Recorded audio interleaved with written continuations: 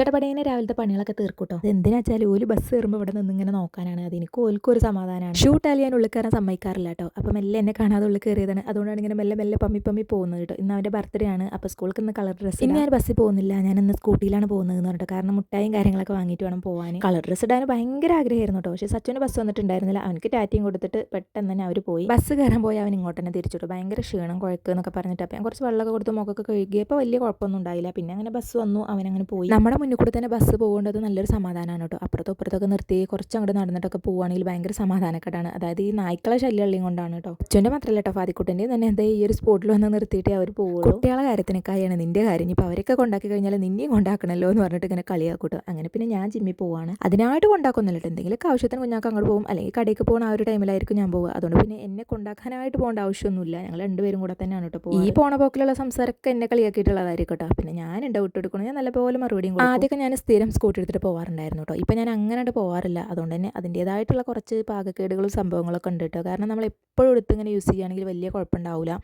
അതല്ല നമ്മൾ ഇടയ്ക്കൊന്ന് മാറ്റിക്കഴിഞ്ഞാൽ അത് നമ്മൾ മറക്കും. ഇങ്ങോട്ട് വന്നപ്പോൾ പിന്നെ കുഞ്ഞാക്കാനെ വിളിച്ചു. പക്ഷേ കടയിൽ ആളില്ലാത്തതുകൊണ്ട് മൂപ്പർക്ക് വരാൻ പറ്റില്ല. അപ്പോൾ പിന്നെ ഞാൻ നടന്നു വന്നു. ചില ടൈമിൽ ഒറ്റയ്ക്ക് വരുമ്പോൾ പ്രാന്ത് വരും കേട്ടോ. ആരെങ്കിലും ഒരാളെ തോന്നുന്നുണ്ടെങ്കിൽ നല്ലൊരു രസമായിരുന്നു. വൈകുന്നേരം ആയപ്പോൾ സച്ചു സ്കൂളിൽ വന്നു. മുഖം കണ്ടപ്പോൾ ഞാൻ എന്തോ ഒരു സങ്കടം പോലെ തോന്നിട്ടോ. പക്ഷേ അതെനിക്കൊരു സർപ്രൈസ് തരാൻ വേണ്ടിയിട്ടായിരുന്നു. മെഡലും സർട്ടിഫിക്കറ്റൊക്കെ കിട്ടിയിട്ടുണ്ട് കേട്ടോ. ഇത് കാണിച്ചു തരാനുള്ളതായിരുന്നു. ഞാനിങ്ങനെ എന്താ ചോദിക്കുന്നുണ്ട്. അപ്പോഴാണ് കേട്ടോ എന്നെ ഒന്ന് സർപ്രൈസ് ആക്കി. അപ്പോൾ അവനക്ക് ജില്ലയ്ക്ക് സെലക്ഷൻ കിട്ടിയിട്ടൊക്കെ ഉണ്ട് എന്നൊക്കെ പറഞ്ഞിട്ട് ഭയങ്കര പൊലിവായിരുന്നു. കുറേ ആയിട്ട് ഭയങ്കര പരാതിയായിരുന്നു കേട്ടോ. സർട്ടിഫിക്കറ്റും ട്രോഫി മെഡലും ഒന്നും കിട്ടിയിട്ടില്ല. എന്നാ എനിക്ക് കിട്ടാനാവോ എന്നൊക്കെ പറഞ്ഞു. കിട്ടിയപ്പോൾ ഒരു 3-4 അടുപ്പിച്ച് കിട്ടിയിട്ടുണ്ട് കേട്ടോ. ഇത് ഇന്ന് കിട്ടിയത് മാത്രമാണ്. ഇതൊക്കെ പ്രതീക്ഷിക്കാതെ കിട്ടിയതാണ് കേട്ടോ. നല്ലപോലെ പഠിച്ച് പോകുന്ന ഓരോ ക്വിസ് കോമ്പറ്റീഷനും ഒന്നും കിട്ടാറില്ല. ഇതൊന്നും വല്ലാതെ നോക്കാതെ ജസ്റ്റ് ഒന്ന് നോക്കിയിട്ട് പോയിട്ട് അങ്ങനെ കിട്ടിയതാണ്. അങ്ങനെ ഫാദിക്കുട്ടിൻ്റെ വായനയൊക്കെ കഴിഞ്ഞ് ഞങ്ങൾ ജസ്റ്റ് ഒന്ന് കടയിൽ പോവാണ്. അവനാണ് കടയിൽ പോകാൻ ഉഷാർ കേട്ടോ. സച്ചുവിന് അത്ര അങ്ങോട്ട് ഇഷ്ടമല്ല, ഭയങ്കര മടിയാണ്. ഇന്ന് എൻ്റെ മീൻകറി വെക്കലൊക്കെ രാത്രിയാണ് കേട്ടോ. അപ്പോൾ അതുകൊണ്ട് തക്കാളിയും ഉള്ളിയൊന്നും ഉണ്ടായിരുന്നില്ല. അപ്പോൾ ജസ്റ്റ് ഒന്ന് പോയിട്ട് വാങ്ങിച്ചിട്ട് വരാമെന്ന് വിചാരിച്ചു കേട്ടോ. 8:30 ആകുമ്പോൾ കട അടക്കും. അപ്പോഴേക്കും ഞങ്ങൾക്ക് 2 പേർക്കും അവിടെ എത്തണം കേട്ടോ.